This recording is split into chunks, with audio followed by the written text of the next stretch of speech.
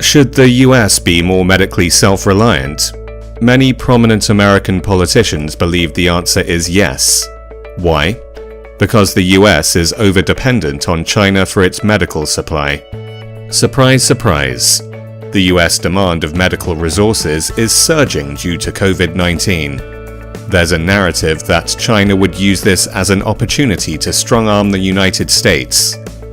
The over-dependency is feared not because of the number, but because of China's intentions.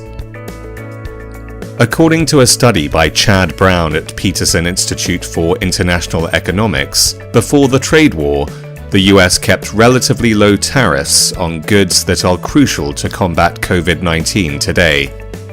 Each year, the US imported $5 billion of these products from China, roughly 26% of all US medical imports.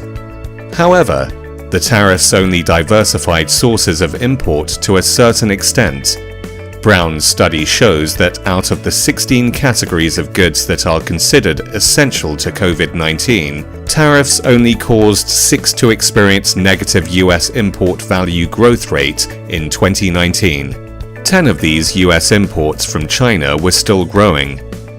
And out of the 10, 4 imports experienced higher growth rates from China than from the rest of the world. Products like X-ray equipment, nitrile and sterile gloves, ventilators, oxygen masks, nebulizers and breathing masks were imported into the United States from China at a far greater rate.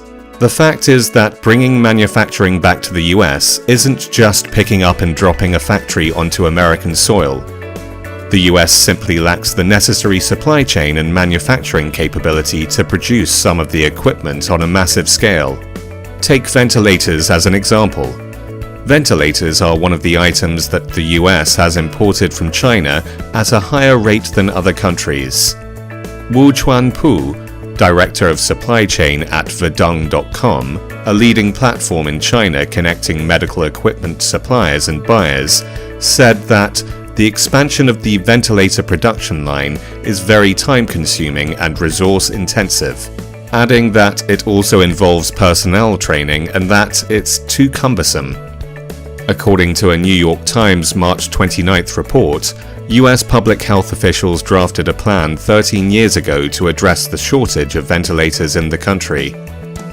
The plan failed after a company contracted to design the machine was bought by another company, meaning 0 ventilators were produced. It is estimated that the failure delayed the machine's development in the US by at least half a decade. The government only revisited this in 2014. But it wasn't until 2019 when the ventilator was approved. No actual products have been delivered yet. Both the number and the price of ventilators haven't helped the US during the COVID-19 pandemic.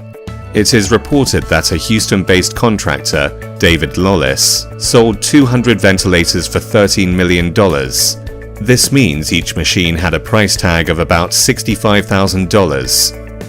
New York State has been able to secure 17,000 ventilators from China at $25,000 apiece. Is China a major supplier of US medical resources? Yes. Is China responsible for the US dependency on these supplies? Only if one believes that trying to get ahead is wrong. If the cost-benefit equation works out in the US favor, companies and manufacturers would naturally choose the US.